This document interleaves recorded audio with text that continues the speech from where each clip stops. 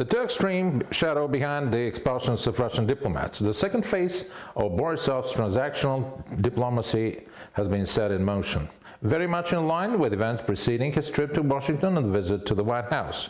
It kicks off with a sequence of image-repairing events. Seems like Bulgaria's foreign policy is made in the General Prosecutor's office. Under normal circumstances, the General Prosecutor is not supposed to make public what is supposed to be a discreet communications with the Ministry of Foreign Affairs regarding national security matters such as malign conduct by foreign diplomats. Not least of all because they have immunity and the government could decide again on national security and above all for policy grounds to choose a less harmful and less public way of asking the diplomats to leave.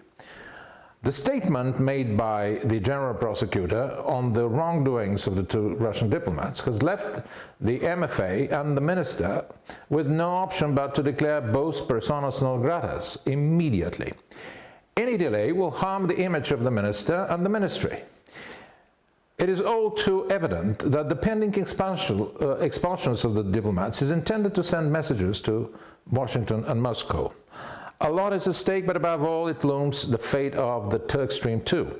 At the end of the month, the State and Treasury Departments will announce the list of sanctioned companies and individuals. As the law enacts the sanctions, the two departments can't ignore the fact that the Bulgarian segment of the Turk Stream falls into the category successor project to the Turk Stream's maritime part. Borisov can't afford to be perceived as a Russian proxy, hence the urgent need to distance himself from Russia with acts of the Prosecutor General. Note, the moment the Prosecutor Ivan Geshev asks the diplomats to leave, relieves the government and Borisov of responsibility, leaving it all fully in the legal and criminal territory.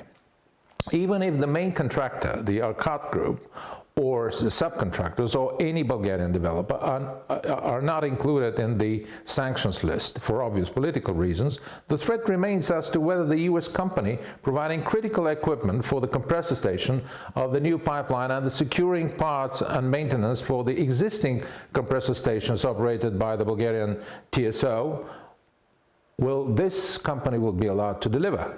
The chances are slim to none. Then the Turk Stream 2 concept of being a geopolitically balanced project will fall apart, and it remains without its smokescreen what it actually is, a Russian project.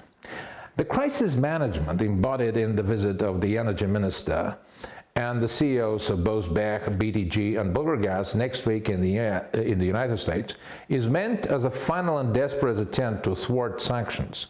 Bulgargas, as promised, will meet 3 US traders already active in Central and Eastern Europe to discuss future long-term LNG sales.